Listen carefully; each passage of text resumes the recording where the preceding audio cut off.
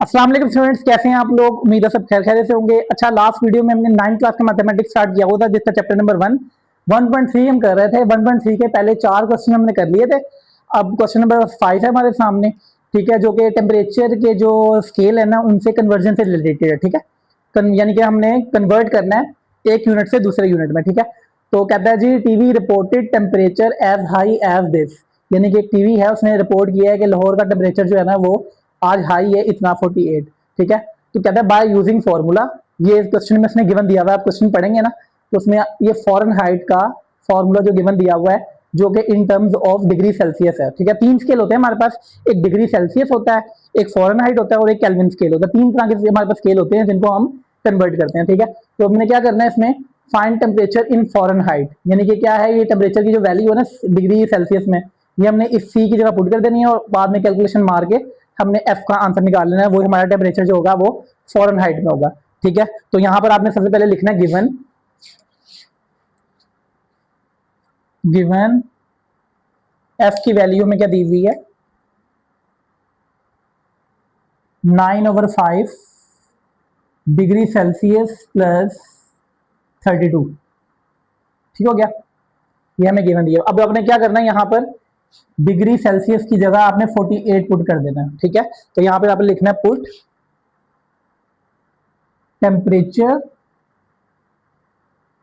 48 degree Celsius. ठीक हो गया, तो आप जब यहां पर सी की जगह लगाएंगे तो क्या आएगा जी, एफ इज इक्वल टू 9/5 48 और प्लस 32।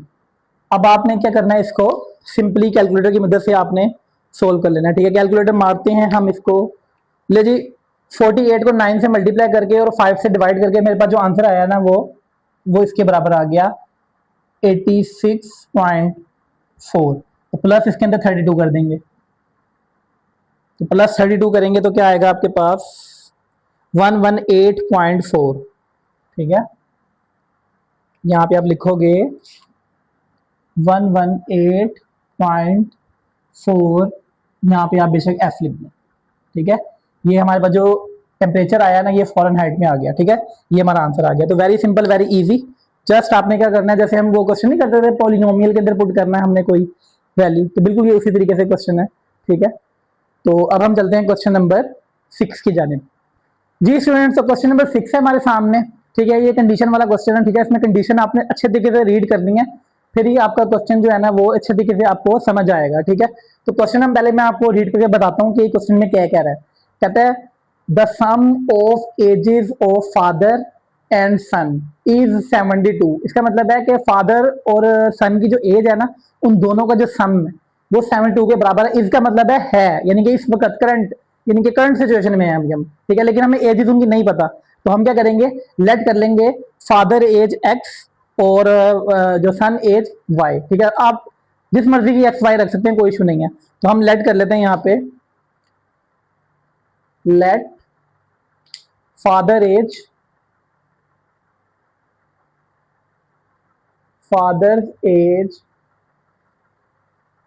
एक्स के बराबर और सन एज वाई के बराबर। ठीक है, ठीक हो गया। अब कंडीशन में बाद में यूज करता हूं, आगे वो क्या कहता है, 6 years अगो, 6 साल पहले, फादर एज वाज का बड़ी अहमियत है यहाँ पे। वाज का मतलब है गुजर गया, यानी कि 6 साल पहले की बात है ये। ठीक है, 6 साल पहले क्या है, father age was 2 times age of son, यानी कि फादर की जो एज है ना वो सन की एज से दुगनी है। ठीक है, ये भी कंडीशन है, लेकिन अभी हम ऐसा करते हैं, एज उनकी 6 साल पहले निकाल लेते हैं। ठीक है, तो यहां पे लिखते हैं बिफोर, यानी कि यहां पे लिखते हैं 6 years ago there edges was.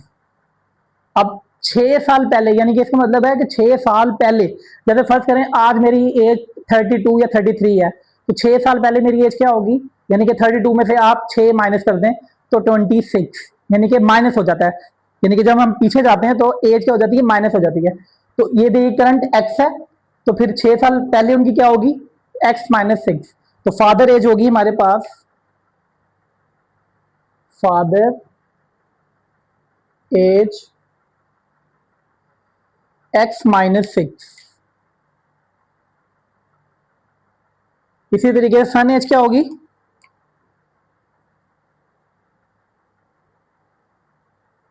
Sun as होगी एक्स वाई माइनस 6।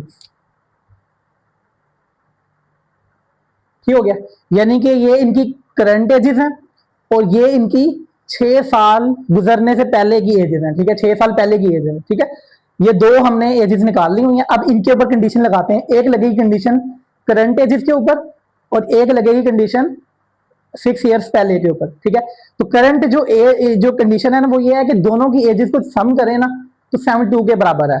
ठीक है ना, फ्रॉम कंडीशन 1, फ्रॉम कंडीशन 1, पहली कंडीशन है, पहली कंडीशन क्या कहती है कि फादर की एज और सन की एज को प्लस करें तो 72 के बराबर आंसर आ जाएगा। ये तो हमारे पास इक्वेशन बन गई है दो वेरिएबल की। ठीक है, सिंपल इक्वेशन है, ठीक हो गया, लीनियर इक्वेशन।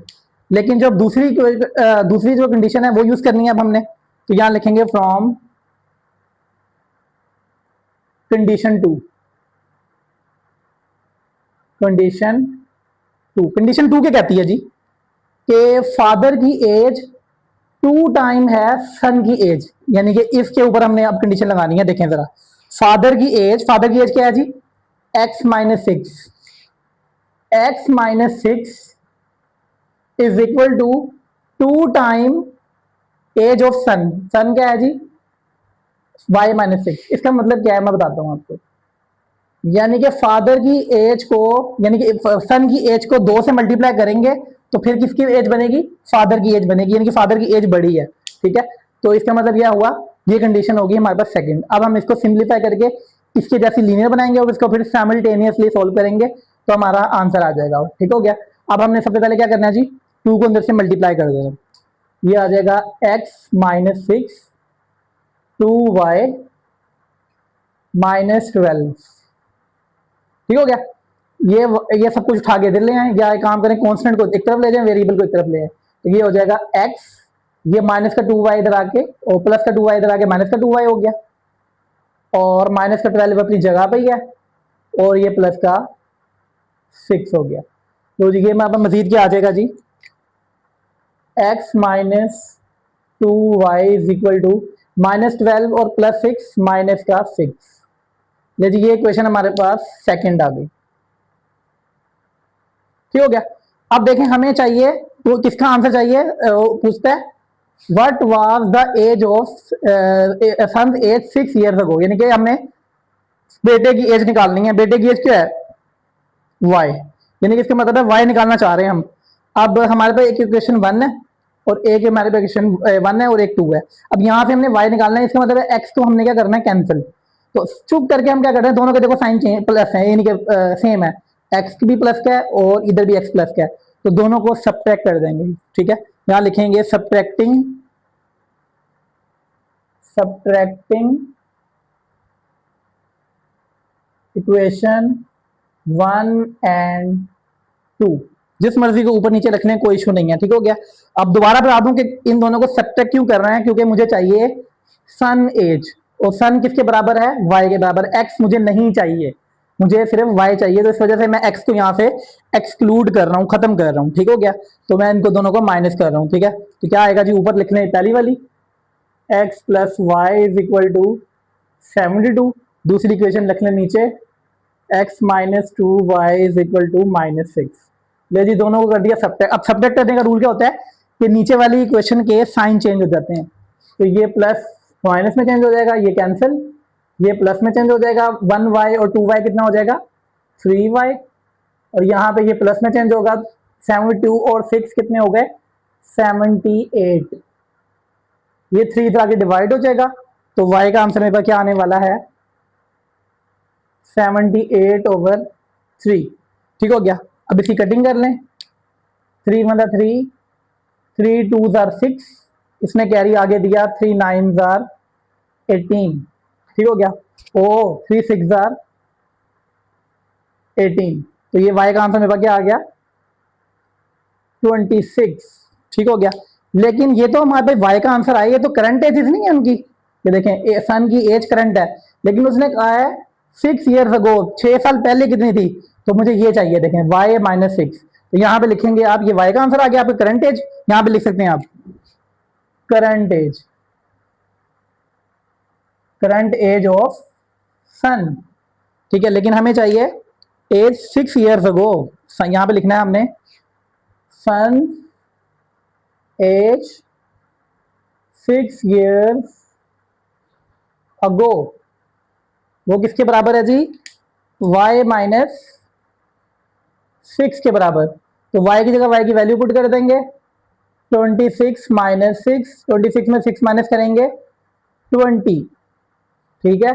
तो 6 साल पहले उसकी बच्चे की जो एज थी वो 20 साल थी, तो ये आपके पास आंसर आ गया, ठीक हो गया। तो very interesting question, very easy question, statement को अच्छे तरीके से समझ के, कंडीशन को यूज करके बहुत अच्छे तरीके से, देखिए मैंने हर चीज को क्लियर आपको बताया है, पहले उनकी करंट एजेस निकालनी, फिर उनके 6 साल पहले की एजेस निकालनी, ठीक है। तो ये आपने बहुत अच्छे तरीके से याद रखना है, करंट एजेस और 6 years बिफोर, ठीक हो गया। तो अच्छे तरीके से करें। अब हम चलते हैं क्वेश्चन नंबर 7 की तरफ। जी स्टूडेंट्स, तो क्वेश्चन नंबर 7 है हमारे सामने, ठीक है। स्टेटमेंट है, इसके अंदर भी छोटा सा क्वेश्चन है, कोई ज्यादा लेंथी क्वेश्चन नहीं है, बड़ा आसान सा है। कहते हैं Meera bought a toy for rupees 1500, 1500 रुपए का उसने जो खिलौना है उसने खरीदा है, और सोल्ड फॉर रुपीज 1520, ठीक है। 1500 का खरीद के 1520 रुपए का उसने बेच दिया, तो उसका मतलब है जाहिर है उसको प्रॉफिट ही हुआ है 20 रुपए का, ठीक है। तो कहता है फाइंड प्रॉफिट परसेंटेज। अब उसने कहा है, उसने प्रॉफिट नहीं पूछा, उसने कहा है प्रॉफिट परसेंटेज निकालें, ठीक है। तो आपने प्रॉफिट परसेंटेज निकालनी है, तो प्रॉफिट परसेंटेज का फार्मूला जो है ना वो आपने याद रखना है, ठीक है। यहाँ पे लिखना है आपने, we know that profit percentage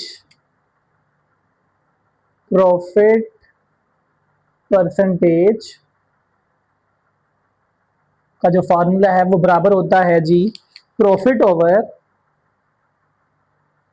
profit divided by, अब एक है हमारे पास परचेज प्राइस होती है और एक हमारे पास सेल प्राइस होती है, तो हमेशा परचेज प्राइस नीचे डिवाइड होती है, तो यहाँ पे लिखेंगे परचेज प्राइस। परचेज प्राइस का मतलब है जितनी कीमत उसने खरीदी है वो हमेशा नीचे आती है, या कॉस्ट प्राइस भी कह सकते हैं, जितनी हमारी कीमत लगी होती है उसको बिजनेस करने के लिए, ठीक है। तो ये नीचे डिवाइड हो जाएगी और इसको मल्टीप्लाई कर देंगे 100 से, क्योंकि हम परसेंटेज निकाल रहे हैं ना, तो परसेंटेज के लिए 100 से मल्टीप्लाई करना जरूरी होता है। इसको हम नाम दे देंगे 1 का, ठीक हो गया। अब इसमें जो एक चीज है ना वो हमारे पास अननाउन है, वो है प्रॉफिट। वो प्रॉफिट अभी हम कैलकुलेट करेंगे, उसके बाद यहाँ पुट कर देंगे और हमारे पास टोटल हमारा आंसर आ जाएगा। तो सबसे पहले हम यहाँ पे प्रॉफिट निकाल लेते हैं, तो बिकॉज प्रॉफिट किसके बराबर होगा, हमेशा प्रॉफिट के अंदर जो हमारी सेल प्राइस होती है ना वो बड़ी होती है, क्योंकि एक चीज हमने खरीदी है और महंगी बेच दी है, तो प्रॉफिट होता है ना हमें, तो हमेशा बड़ी वैल्यू में से छोटी वैल्यू माइनस कर देते हैं तो हमारा प्रॉफिट आ जाता है। तो प्रॉफिट के लिए हमारी कौन सी वैल्यू बड़ी है, सेल प्राइस, तो यहां लिखेंगे sale price minus purchase price, ठीक हो गया। अब यहां पे वैल्यू पुट कर दें, सेल प्राइस हमारे पास 1520 है,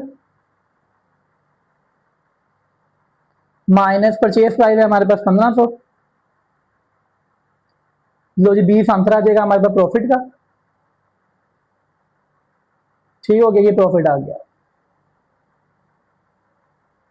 ले जी, अब इस प्रॉफिट को उठा के फार्मूले में पुट कर देंगे, आप लिखेंगे 1 becomes,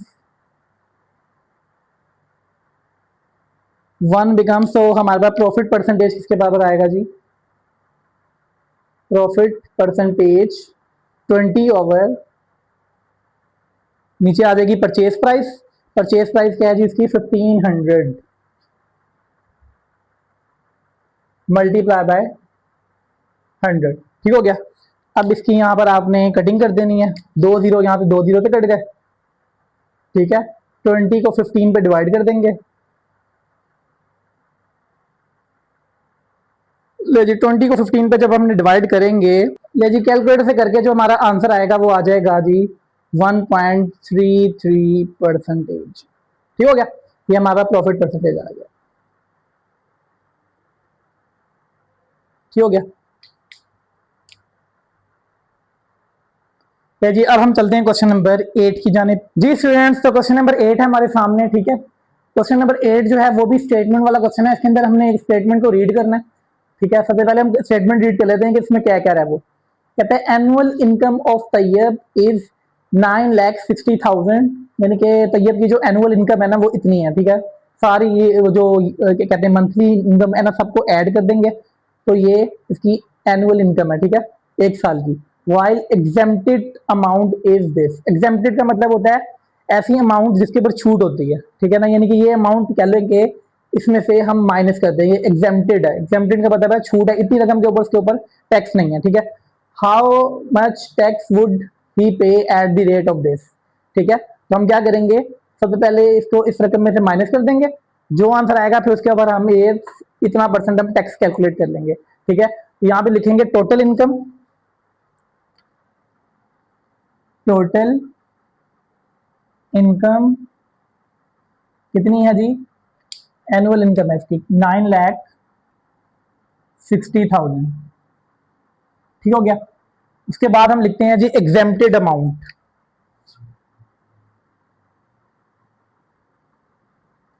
exempted amount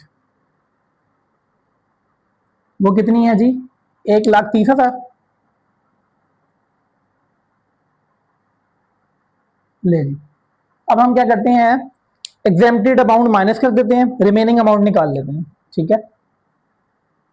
taxable amount निकाल लेते हैं, ठीक है, टैक्सेबल अमाउंट, रिमेनिंग भी कह सकते हैं, टैक्सेबल भी कह सकते हैं। अब इसके ऊपर हम टैक्स निकालेंगे ना, बेसिकली इसमें मैं कह रहा हूँ टैक्सेबल अमाउंट है, ठीक है। तो हम क्या करेंगे, 9,60,000 में से माइनस कर दो, 9,60,000 माइनस 1,30,000, ठीक हो गया।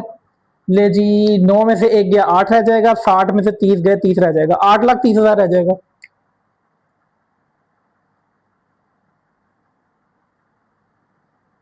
ठीक हो गया। अब इसके ऊपर हमने टैक्स कैलकुलेट कर लेना, ठीक हो गया। तो टैक्स अमाउंट कैसे निकलेगी जी, फॉर्मूला इसका याद रखना है आपने, tax amount, tax amount is equal to total amount या taxable amount, taxable amount multiply by जो रेट गिवन है, ठीक है। तो यहां पर लिख दें रेट परसेंटेज, ठीक है। अब ये वैल्यूज पुट कर रहे हैं, टैक्सेबल अमाउंट निकली 8,30,000,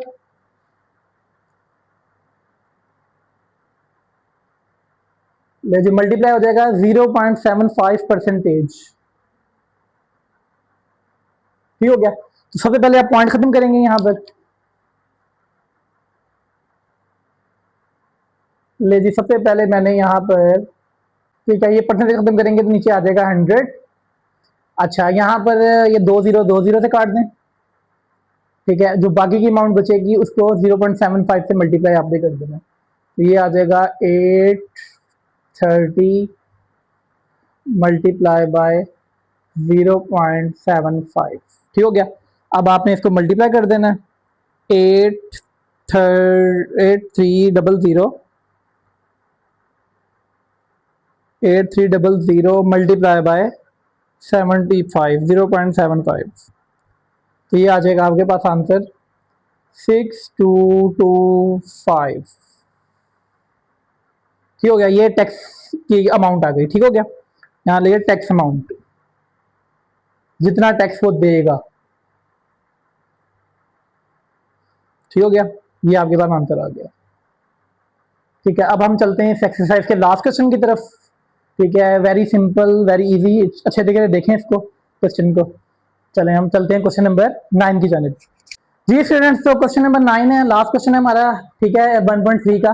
ठीक है, कहता है कंपाउंड मार्कअप निकालना है हमने, ठीक है ना, इस वैल्यू के ऊपर फॉर 1 ईयर, 1 साल बाद, eight the rate of this, यानी कि ये जो परसेंटेज है ना, उससे हमने इसका कंपाउंड इंटरेस्ट जो है ना वो हमने कैलकुलेट करना है। ठीक है, क्वेश्चन का थोड़ा सा मैं नेचर समझा देता हूँ, क्वेश्चन में है क्या, किस यानी कि नेचर क्या क्वेश्चन। एक इंसान है, उसने बैंक के अंदर इतने पैसे जमा करवाए हैं, ठीक है ना, 3,75,000, ठीक है ना। कहता है 1 साल बाद 14% के लिहाज से कितने पैसे उसकी वैल्यू में ऐड होंगे, यानी कि 1 साल बाद बैंक उसको पैसे देगा 14%, ठीक है। तो 1 साल बाद उसकी जो टोटल अमाउंट है ना, उसके अंदर कितनी वैल्यू ऐड होगी। जैसे फर्ज करें 3,75,000 है, तो 1 साल बाद इसका 25,000 ऐड हो जाता है, तो कितना हो जाएगा, 4 लाख हो जाएगा। तो 25,000 की जो रकम है ना, बेसिकली वो हमने कैलकुलेट करनी है कंपाउंड मार्कअप, ठीक है ना, वो हमने कैलकुलेट करना है। ठीक है, तो इसके लिए सबसे पहले हम क्या करेंगे, जो वैल्यू है वो लिख लेंगे जो कि गिवन है। ठीक है, हमने फाइंड करना है कंपाउंड इंटरेस्ट या कंपाउंड मार्कअप। तो कंपाउंड इंटरेस्ट लिख लेता हूं, यहां पे हमें फाइंड करना है। ठीक है, कंपाउंड इंटरेस्ट, ठीक हो गया, ये हमने फाइंड आउट करना है। ठीक हो गया, हमें वैल्यू को दी हुई है, जो टोटल वैल्यू होती है ना, जो उसकी जो कह लें कि जो जमाशुदा जमा बैंक में जमा करवाता है, वो होता है बेसिकली प्रिंसिपल। ठीक है, उसे हम कहते हैं पी, ठीक है ना, P is equal to principal, यानी कि पहले प्रिंसिपल लिख लेते ज्यादा बेहतर रहता। प्रिंसिपल, ठीक है, वो कितना है जी, पी के बराबर है, वो कितनी वैल्यू दी हुई है, 3,75,000। ठीक हो गया, ये उसने वैल्यूज की गिवन दी हुई है। अच्छा, जो रेट होता है ना, उसे हम कहते हैं रेट, आर, यानी कि यहां पे लिख देते हैं जी रेट, ये परसेंटेज होता है आर, कितना दिया हुआ है, 14%। ठीक हो गया, तो हमने निकालना क्या, बेसिकली कंपाउंड इंटरेस्ट निकालना है जो खालिश है। ठीक है, अब उससे पहले हमें वैल्यू निकालनी पड़ेगी अमाउंट, जो 1 साल बाद वो ऐड होगी। ठीक है, उसके लिए मुझे पहले एक काम करते हैं, पहले कंपाउंड इंटरेस्ट का फार्मूला लिखते हैं, उसके बाद फिर हम आगे डिफाइन करेंगे वो जो मैं कहना चाह रहा हूँ, वो क्या कहना चाह रहा हूँ। ठीक है, यहां लिखना है आपने कंपाउंड इंटरेस्ट जो हमने कैलकुलेट करना है ना, वो पता किसके बराबर है, ए माइनस पी। ठीक है ना, ए यहाँ पे वो अमाउंट है जो 1 साल बाद उसके प्रिंसिपल में प्रिंसिपल के साथ ऐड होगी, यानी कि प्रिंसिपल भी होगा, यानी कि टोटल अमाउंट भी होगी, और वो 14% भी ऐड होगा, उसे कहते हैं हम ए। अगर मैं उसके अंदर से खाली प्रिंसिपल माइनस कर दूं तो मेरे पास कंपाउंड इंटरेस्ट आ जाएगा। ठीक है, तो एक काम कर दूं, इसको मैं 1 का नाम दे देता हूँ। अब यहाँ पे सिर्फ एक चीज हमने निकालनी है, ए। ठीक है ना, ए निकालने के लिए जो फार्मूला है ना हमारे पास, वो ये है, ए इज इक्वल टू, ठीक है, ए अमाउंट को कहते हैं, ठीक है, कि P into 1 plus rate whole की पावर टी, टाइम। अच्छा, एक चीज और लिखना है, यहाँ पे टाइम भी लिखना ज्यादा बेहतर है। 1 ईयर दिया हुआ है, तो यहाँ पे लिखना time is equal to T, वो है 1 ईयर। ठीक हो गया, तो यहाँ पर वो लगा देंगे हम 1। ठीक है, अब इसमें वैल्यू पुट करने जा रहा हूँ, फिर जब सारी वैल्यूज को सोल्व करके तो हमारे पास आंसर आएगा, वो ए की वैल्यू आ जाएगी, फिर ए की वैल्यू यहाँ लगा देंगे तो हमारे पास कंपाउंड इंटरेस्ट आ जाएगा। ठीक हो गया, अब हम क्या करते हैं जी, वैल्यूज लगा देते हैं। ए पी की जगह प्रिंसिपल आ जाएगा, वो है 3,75,000। ठीक हो गया, 1 प्लस रेट, रेट कितना है जी, अच्छा यहाँ पे परसेंटेज लिखना ज्यादा बेहतर है, परसेंटेज, फिर आप ऊपर आ गया टाइम। ठीक हो गया, तो कितना है जी, 14%, और फिर आ गया जी ऊपर टाइम कितना है, 1 ईयर। तो 1 पावर में हो तो कोई इसका वैल्यू कोई नहीं होती, तो 1 को यहाँ पे उड़ा भी दें, खैर है। अब आगे से सिंप्लीफाई कर लेते हैं, 1,375,000, 1 प्लस 14, अच्छा यहाँ परसेंटेज का साइन खत्म करेंगे तो नीचे 100 आ जाएगा, ये नीचे 100 आ गया। ठीक है, 14 को 100 पे डिवाइड कर देंगे, तो मेरे पास आंसर क्या आ जाएगा जी, 1 प्लस 0.14, इसके अंदर 1 ऐड कर देंगे, 1.14 आ जाएगा।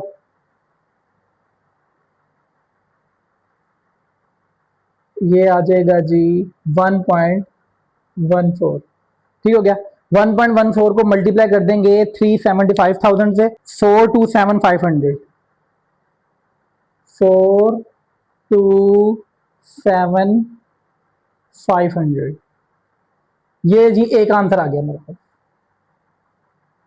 ये हो गया। लेकिन हमें ए तो चाहिए ही नहीं है, हमें तो चाहिए कंपाउंड इंटरेस्ट। ठीक हो गया। तो हम क्या करेंगे जी, इस ए की वैल्यू को यहां पुट करेंगे और पी की जगह प्रिंसिपल पुट कर देंगे, दोनों को माइनस करेंगे तो मेरे पास कंपाउंडेड आ जाएगा। ठीक है। उसके बाद लिखेंगे यहाँ पे वन बिकम्स, तो कंपाउंड इंटरेस्ट किसके बराबर होगा, ए की जगह आ जाएगा 427,500 माइनस 375,000। ले जी माइनस कर देते हैं इसको, माइनस किया 375,000, तो ये आ जाएगा आपके पास 52,500। ठीक हो गया। ये आ गया आपके पास कंपाउंड इंटरेस्ट जो आपने कैलकुलेट करना था। ठीक है। अच्छे तरीके से मैंने जो जिस तरीके एक्सप्लेन किया उसको अच्छे बार बार सुने, कहना क्या चाह रहा है। ठीक है। रट्टा ना लगाएं किसी भी सूरत में। ठीक है। रट्टा नहीं चलेगा। ठीक है। तो आपको जो जिस एग्जाम्पल से मैंने समझाया था ना, एक बंदा बैंक में पैसे रखवाता है 1 साल बाद 2 साल बाद, अब ये क्वेश्चन को ना हम वैसे डायरेक्ट भी कर सकते हैं कि डायरेक्ट हम 375,100 को 14% से मल्टीप्लाई करें ना, तो मेरे पास रेट आ जाएगा, वो वैल्यू इसके बराबर आ जाएगी। लेकिन हमने इस तरीके से इसलिए नहीं करेंगे क्योंकि हमें उसने कहा है 1 ईयर। अब यहाँ पे 1 ईयर की जगह 2 ईयर लगा दे, 3 ईयर लगा दे, 4 ईयर लगा दे, तो फिर तो हम इसको मल्टीप्लाई नहीं ऐसे कर सकते सिंपल। ठीक है। तो फिर हमें लाजमी होता है फार्मूला को फॉलो करना पड़ेगा ना। तो आप बेसिकली इसके फार्मूले को आपने याद रखना है। ठीक है। तो फिर क्वेश्चन, चलिए एक्सरसाइज हमारी 1.3 खत्म हो गई है। तो इंशाल्लाह अगली वीडियो में हम नेक्स्ट चैप्टर के साथ हाजिर होंगे। तब तक के लिए अल्लाह हाफिज।